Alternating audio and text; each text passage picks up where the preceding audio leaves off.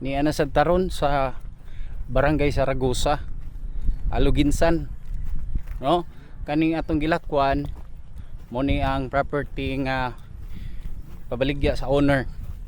1.1 hectare, 11,000 ni siya square meter. Ni akong ipakita ninyo ron diya diri ag road right of way. Ini gamayng daan. So mao na siya ang gi-allocate nga road right of way. Kining mga kasikbit pamilyar na sila. So dito sa entrada sa barangay road na ay maagian nga pila ka meters dito nga lahi ang tag-iya nga nagsabot na sila nga magbinayranay. So kani mo ipabuldos paingon dito sa barangay road, nasa mga 100 meters gikan diri.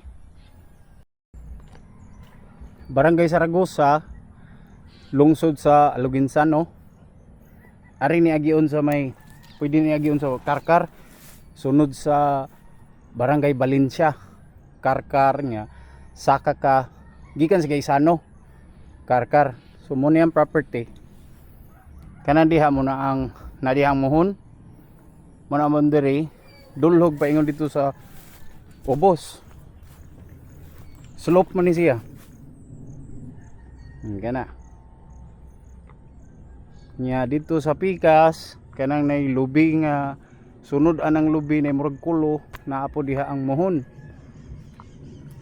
Nya dito sa ubos may kawayan dito na dito ang ka at mga mohon. Slope ang area nya nindot pud ang yuta diri. So pwede ni siya sa pang farm, poultry.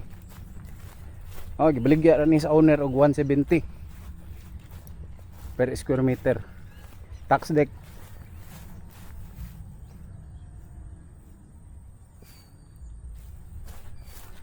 So mo ni ang babaw.